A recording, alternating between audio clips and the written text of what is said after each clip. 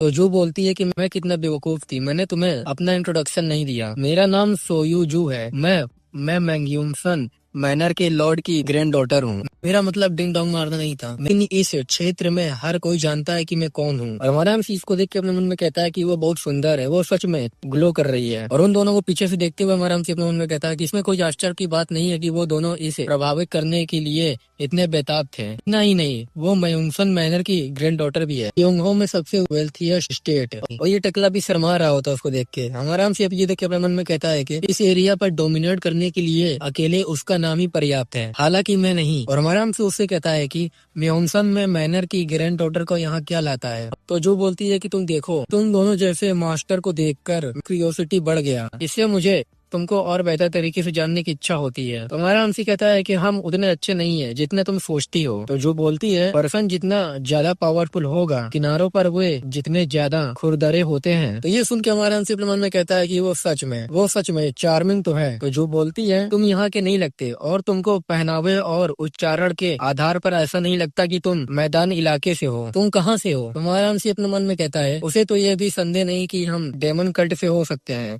और हमारा हमसे उससे कहता है, हाँ वही के आसपास से हैं। तो अब हम एक दूसरे को थोड़ा जान गए हैं, क्या मैं तुमसे एक रिक्वेस्ट कर सकता हूँ? तो वो बोलती है कि एक फेवर, लेकिन हम अभी भी मिले हैं। वेल ठीक है, मैं कम से कम तुम्हारी बात तो सुनूंगी। फिर वो दोनों चाय पीने लगते हैं। और हमारा हमसे उससे कहता है कि हम किसी को खोज रहे हैं, लेकिन क्योंकि हम इस एरिया को अच्छी तरह से नहीं जानते, इसलिए हमें तुम्हारी हेल्प की जरूरत है। इसके अलावा क्योंकि तुम मैनर की ग्रैंड डॉटर हो, इसलिए प्रोबेबली तुम्हारे पास जानकारी तक आसान पहुंच होगी। क्या तुम हमारे लिए उनके ठिकानों का पता लगा सकती हो? तो जो बोलती है, तुम इस पर्सन के बारे में क्या जानते हो? तो हमारा एमसी उससे कहता है कि वो एक लीचर पर्सन है जो भेष बदलता रहता है। मैं ये नहीं कह सकता कि वो कैसा दिखता है। एकमात्र बात जो हम निश्चित रूप से जानते हैं वो ये है कि वुमेन के प्रति ऑब्सेस्ड है और वो डेमोनिक मार्शल आर्ट को यूज करता है। और ये बात कह के अपने मन में कहता है हमारा एमसी, चियोंगी इतने दूर है कि इसे मैदान का हिस्सा भी नहीं माना जाता, फिर भी यहाँ के लोग डेमन कल्ट से उतने भी भयभीत हैं। और हमारा उससे कहता है कि उसमें अपनी डेमोनिक प्रकृति को छिपाने की क्षमता है। जब तक वो अपनी शक्तियाँ का प्रयोग नहीं करेगा, उसे पहचानना कठिन होगा। तो जो बोलती है कि तो फिर क्या तुम दोनों भी? तो हमारा की सारी लाता और कहता है कि नहीं, मैं उसे हमारे खिलाफ नहीं करना चाहता। जो लोग सुप्रीम मास्टर नहीं है, वो अल्टीमेट मास्टर बनने के कागार पर है। और आराम से अपने कहता है कि डेमोनिक एनर्जी के सबसे प्रभाव को भी नियंत्रित करने में सक्षम है। मुझे इस बात का एहसास ही नहीं है कि मैं सुप्रीम मास्टर के लेवल तक पहुंच गया हूँ। तो सोगडू एक बहुत पावरफुल पर्सन है जिसके पास कोई क्यूआई नहीं है जो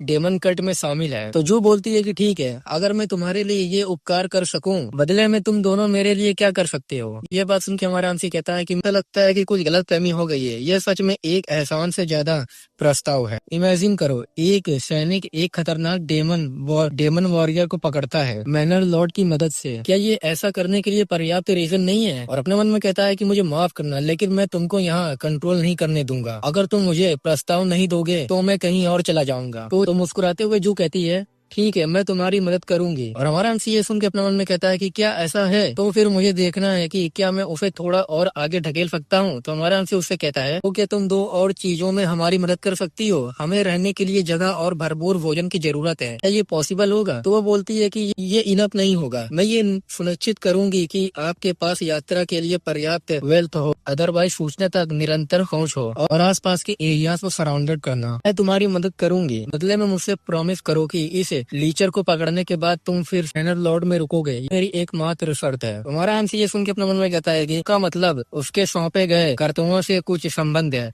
तो फिर निश्चित रूप से मना करने का कोई रीजन नहीं है। तो हमारा एमसी कहता है कि ठीक है। फिर वो लोग बाहर आ जाते हैं और हमारा एमसी कहता है कि ये जगह बहुत बड़ी है, इसमें कोई शक नहीं है कि वो चियोंग में सबसे वेल्थ फैमिली है। तभी एक नौकर आती है। नौकर कहती है कि मिस जू, मास्टर आपको ढूंढ रहे हैं। तो जू कहती है कि मेरे ग्रैंडफादर। क्यों? वो बताती है कि वो आपके फियांसे मिस्टर जोंग को अपने साथ यहाँ ले आए हैं। तो जो गुस्से में कहती है, मैं उसे पहले ही कई बार बता चुकी हूँ कि मेरा अभी शादी करने का कोई इरादा नहीं है। कहाँ है वो? तो नौकर बोलती है कि वो गौंजी पवेलियन में है। तो हमारे एमसी से वो कहती है कि मेरा नौकर आपको आपका कमरा दिखा देगा, प्लीज थोड़ा आराम करके जाइए। मेरे ग्रैंडफादर मुझे ढूंढ रहे हैं, इसलिए बेहतर होगा कि मैं उनके पास जाऊं। तो हमारा एमसी कहता है ठीक है। फिर हमें गौंजी पवेलियन का सीन दिखाया जाता है जहाँ एक बुढ़ा और एक बंदा बैठा हुआ होता है। एक बुढ़ा कहता है कि सोई जू थोड़ी देर के लिए बाहर गई होगी, मुझे माफ करना कि तुमको इंतजार करना पड़ा मिस्टर जोंग। हमें गुंडे के बारे में बताया जाता है, ये वैंगिल जू होता है और ये मैनर लॉर्ड सिटी का फाउंडर होता है। तो जोंग बोलता है इसमें कोई परेशानी वाली बात नहीं है, मैंने आपसे केवल मीटिंग करने के लिए कहा था क्योंकि मैं उसे देखने के लिए बहुत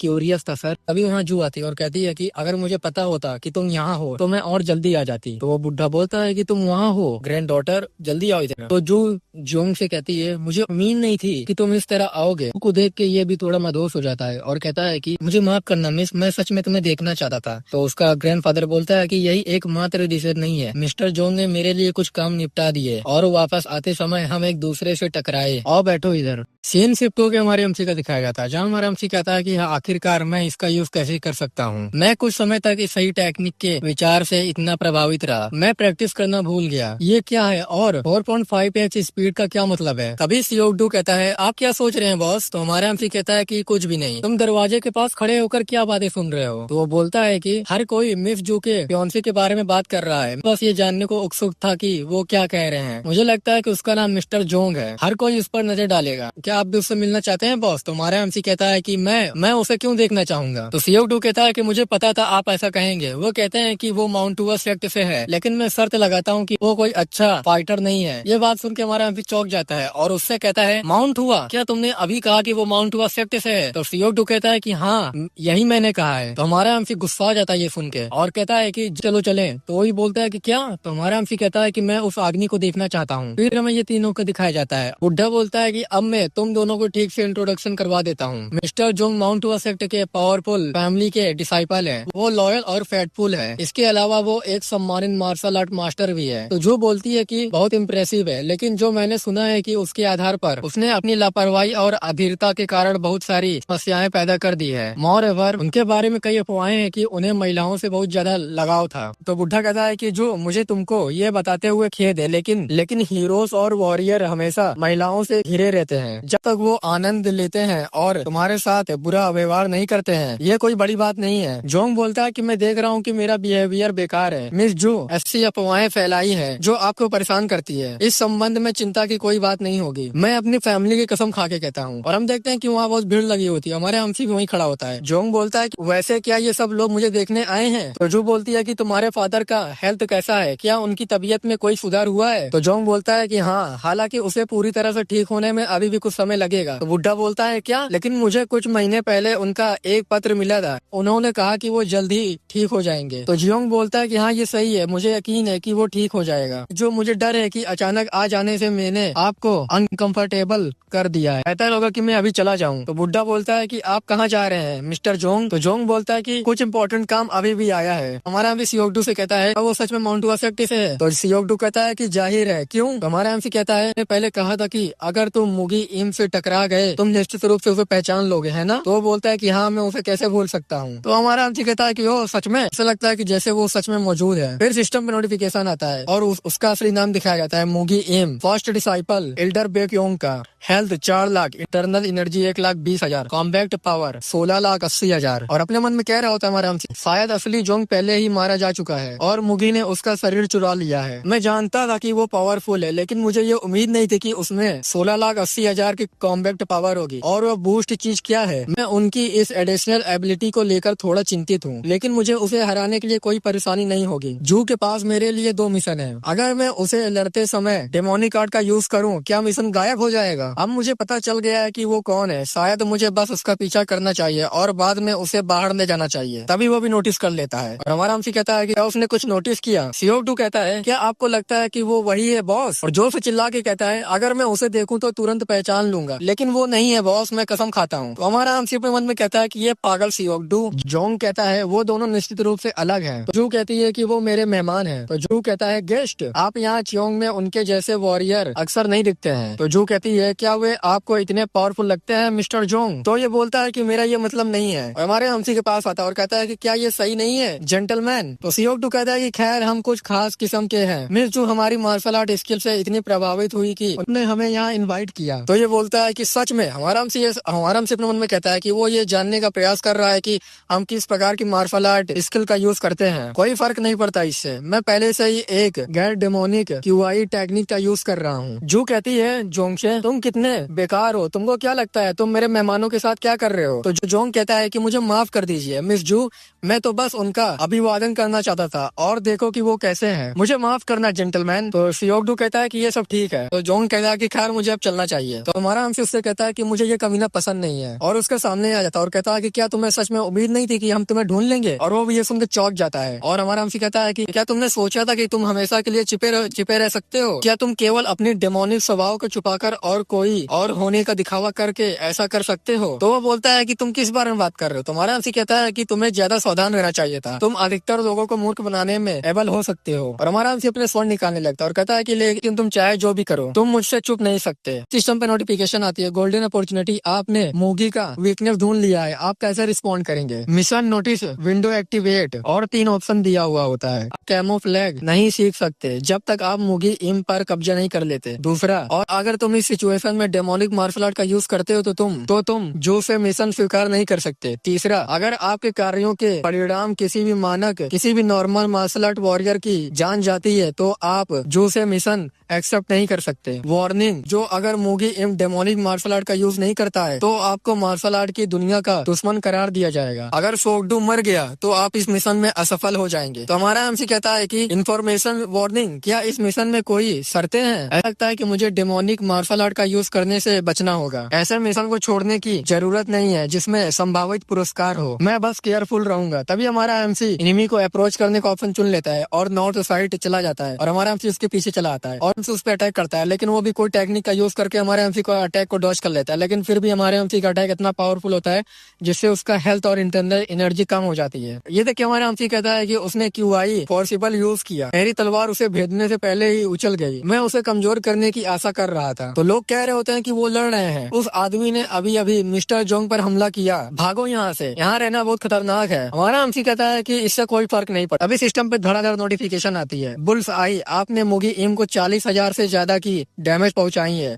आपने 30,000 डैमेज पहुंचाई है, आपने 50,000 डैमेज पहुंचाई है। और हम देख रहे होते हैं कि हमारा एमसी उस पे भारी पड़ रहा होता है। मुगी इम बोलता है कि रुको रुको, मुझे मत मारो। तो हमारा एमसी कहता है कि चिंता मत करो, मैं तुम्हें मारूंगा नहीं, मेरे पास तुम्हारे लिए बहुत सारे क्वेश्चन है। तो वो बोलता है कि क्या? तभी हम देखते हैं कि कुछ लोग आ रहे होते हैं और कहते हैं कि हमें मिस्टर जोंग को बचाना है, जल्दी करो, वहाँ पर चलो। तो हमारा एमसी कहता है कि क्या तुम लोग म्योंगसन मैनर के वॉरियर हो? कितना बेकार है। और हम अपने मन में कहता है कि मैं इन लोगों को नहीं मार सकता। और हम देखते हैं कि हमारे एमसी को चारों तरफ से घेर लिया जाता है और उस पर अटैक कर रहे होते हैं, लेकिन हमारा एमसी बहुत इजीली डॉज कर लेता है। और हमारा एमसी अपने मन में कहता है मुझे यकीन नहीं है कि क्या ऐसा इसलिए है क्योंकि मैं उनसे लड़ने का इरादा नहीं रखता, लेकिन यह विंडोज बार बार खुलती रहती है, ये इतना कष्टदायक है कि मुझे उन्हें मारे बिना ही उनके हमलों से बचना होगा। इसके अलावा इन लोगों की वजह से मैं ये भूल गया कि मुगी इम कहाँ है, तुम सच में बहुत परेशान करने लगे हो। और हमारा एमसी अपना एक जोरदार पंच मारता है जिससे वो लोग वहीं इंजर्ड हो जाते हैं और वहाँ गिर जाते हैं और बेहोश हो जाते हैं। और सिस्टम पे लिख के आता है combat style turn based fight on. हमारा एमसी कहता है कि वहाँ इससे वे विंडो दिखाई देना बंद हो गई है, अब यहाँ अच्छा और शांत माहौल है। तभी सियोक-डू आता है और कहता है कि क्या बॉस आप ठीक है? तो हमारा एमसी अपने मन में कहता है कि वो ठीक है, मैं सियोक-डू को उन पर हमला करने के लिए कह सकता हूँ, प्रोबेबली उस पर भी मेरी तरह कोई प्रतिबंध नहीं है। सियोक-डू कहता है तो वो आदमी अभी मुगी इम था। तो हमारा एमसी कहता है कि चुप रहो, तुम्हें इन लोगों से निपटना है लेकिन उन्हें मारना मत। तो वो बोलता है कि ठीक है। हमारा एमसी अपने मन में कहता है कि अब बारी बारी से फाइट की और लौटते हैं। तभी सिस्टम पे लिख के आता है कि नॉट लाउड, आपने पहले ही टर्न बेस्ट फाइटिंग ऑन को यूज कर लिया है, अब आप दोबारा यूज नहीं कर सकते हैं। तो हमारा एमसी कहता है कि वो ठीक है, मैं भूल गया कि मैं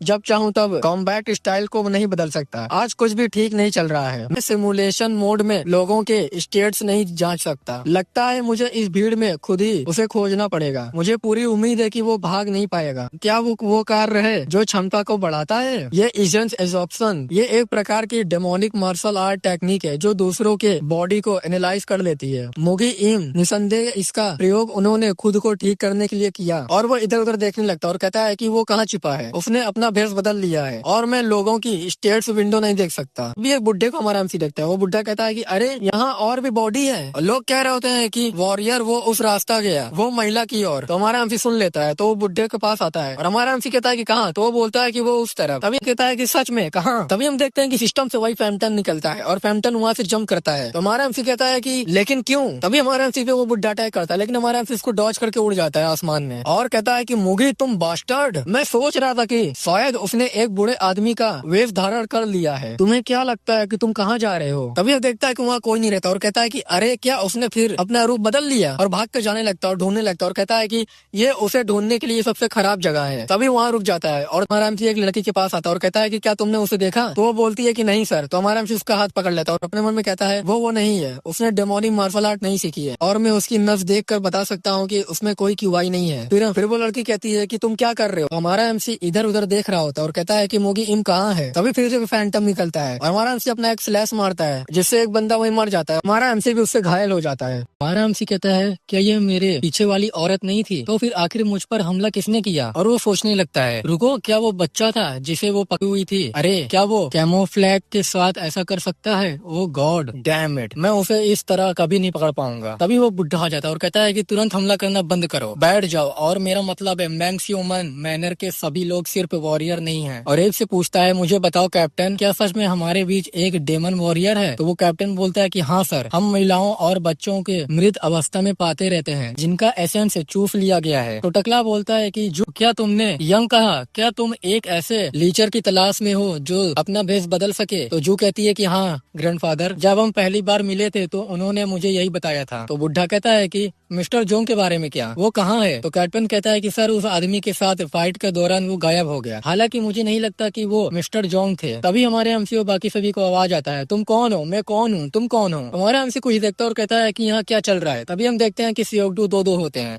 पहले वाला कहता है कि बॉस ये आदमी नकली है, तो दूसरा वाला कहता है कि बॉस ये मूगी ईम है। जो कहती है वॉरियर, क्या उनमें से कोई वो आदमी है जिसे आप ढूंढ रहे हैं? तो फिर मिस्टर जोंग को क्या हुआ? तो हमारा एमसी कहता है कि ये प्रोबेबली मर चुका है, जिस लीचर को मैं ढूंढ रहा था वो मिस्टर जोंग के वेश में था। पहला वाला सियोगडू कहता है कि बॉस अभी मार डालो उसे जब तक हो सके। दूसरा वाला कहता है कि तुम ही हो जिसे उसे मार देना चाहिए, तुम कमीने लीचर। हमारा एमसी अपने मन में कहता है मुगी ईम को आवाज से पता है कि वो क्या कर रहा है, वो सियोगडू के सामान ही कपड़े ढूंढने में कामयाब रहे और वो उसकी आवाज की नकल भी कर रहा है। मैं समझ सकता हूँ कि एल्डर बेखोन ने उन्हें डिसाइपल के रूप में क्यों एक्सेप्ट किया, वो एक इनक्रेडिबल रूप से इम्प्रेसिव नकलची है। पीछे से हमारे एमसी से जो कहती है अब क्या करें, हमें ये जानना है कि उनमें से तुम्हारा दोस्त कौन है। तो हमारा एमसी कहता है कि नहीं, हम नहीं जानते। हमारा एमसी उन लोग से कहता है कि लगता है कि तुम किसी बात को लेकर गलत फहमी में हो मुगी, मुझे इसकी परवाह नहीं है तुम में से असली कौन है, मैं तुम दोनों को बुरी तरह पीटूंगा। और डेविल सा लुक देता और कहता है कि जब तक तुम खुद को सामने नहीं रखते तुम दोनों तैयार हो जाओ। हम देखते हैं कि एक सियोगडू पिघलने लगता है और लोग कह रहे होते हैं उसका चेहरा बदल गया है, मैंने अभी देखा वो एक डेमन है, ह्यूमन के रूप में एक डेमन। तभी मुगी ईम अपने असली रूप में आ जाता और कहता है कि क्या मैं इस बार बहुत स्पष्ट हो गया था? ओह वेल, इससे कोई फर्क नहीं पड़ता है, और अपने असली रूप में आ जाता है और कहता है मैं अब और नहीं भाग रहा हूँ, इस बार कुछ अलग होने वाला है। हमारा एमसी अपने मन में कहता है कि उसके डेमोनिक एनर्जी पहले से ज्यादा प्रबल महसूस होती है, उसने उन सभी लोगों का एसेंस निकाल कर अस्थायी रूप से अपनी पावर बढ़ा ली होगी। तो हमारे एमसी उससे कहता है कि तो क्या तुम फाइट करना चाहते हो? चल मेरे साथ, ठीक है। तभी हम देखते हैं कि अपना चाबुक निकाल लेता है और हमारे एमसी पे अटैक कर देता है और कहता है कि मर जाओ तुम अब, और हमारे एमसी पे बार बार अटैक करता है। हमारे एमसी को कट भी लग रहा होता है। सियोगडू कहता है कि बॉस इससे बच कर रहो। तभी सियोगडू पे वो अटैक कर देता है अपने चाबुक से और कहता है कि तुम चुप रहो। हमारे एमसी पे अटैक करते हुए कहता है कि अभी बेहोश होने की हिम्मत मत करना, अभी मेरा काम पूरा नहीं हुआ है,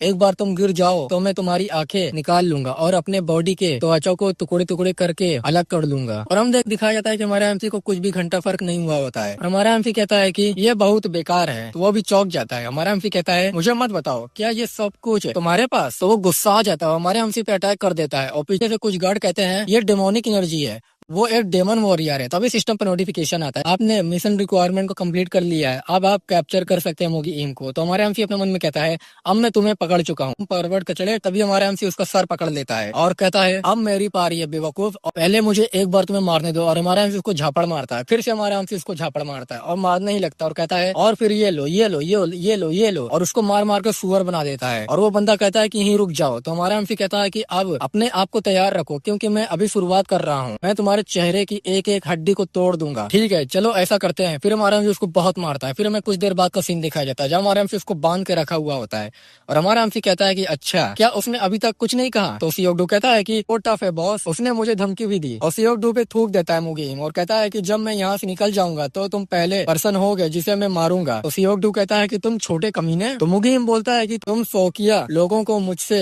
कुछ नहीं मिलेगा, तुमको बता दूं कि मुझे इस तरह से इतनी बार टॉर्चर किया गया है कि मैं गिनती भी नहीं कर सकता। तुम्हारे हमसी अपने मन में कहता है कि अभी कुछ समय पहले उसने कहा कि वो हमें वो सब कुछ बताएगा जो हम जानना चाहेंगे, बशर्ते हम उसे मारना बंद करें। लेकिन जैसे ही मैंने उनसे वेस की पुस्तक की विषय पर वस्तु लिखने को कहा, उसके चेहरे का भाव बदल गया। वो शायद सोचता है कि जब तक वो हमें अपने रहस्य नहीं बताता तब तक वो सेफ है। तुम्हारा हमसी उससे कहता है, क्या ऐसा है? तुम सच में हमें नहीं बताओगे? और अपने मन में कहता है कि मैंने मिशन पूरा कर लिया है, लेकिन मुझे केवल 2 रिवॉर्ड प्राप्त हुए हैं, एक चाबी और कल्ट लीडर की सीक्रेट बुक के 4 टुकड़ों में से एक, जिसके ठिकाने में एंटर करने के बारे में मैंने कभी सोचा भी नहीं था। और हमारा हमसी उससे कहता है, तुम्हें पता है यहाँ आने के रास्ते में मैंने एक लीचर से बात करने का एक निश्चित तरीका सोचा। तो वो बोलता है कि तुम किस बारे में बात कर रहे हो? तुम्हारा हमसी कहता है कि तुमको जल्दी पता चल जाएगा। और हमारा हमसी उसके गोटे पे जोरदार किक मारता है, जिससे उसकी पूरी दुनिया हिल जाती है। और हमारा हमसी कहता है कि गोली मारो। मेरा इरादा दोनों पर निशाना लगाने का था, लेकिन मेरा एक पर निशाना चूक गया। इस बारे में मुझे माफ करना, लेकिन मैं इस बार नहीं चूकूंगा, मैं प्रॉमिस करता हूँ। मुगी हम रोते हुए कहता है कि नहीं, मुझे इनकी जरूरत नहीं है, मैं ज्वेल फैमिली से नहीं हूँ। तो गाइस ये एपिसोड यहीं खत्म होता है। आई होप आप लोग को वीडियो अच्छी लगी होगी, तो वीडियो को लाइक कर दीजिएगा, चैनल को सब्सक्राइब कर दीजिएगा और कमेंट कर दीजिए तुम लोग को वीडियो कैसे लगी। हम लोग मिलेंगे नेक्स्ट एपिसोड में, तब तक के लिए बाय बाय।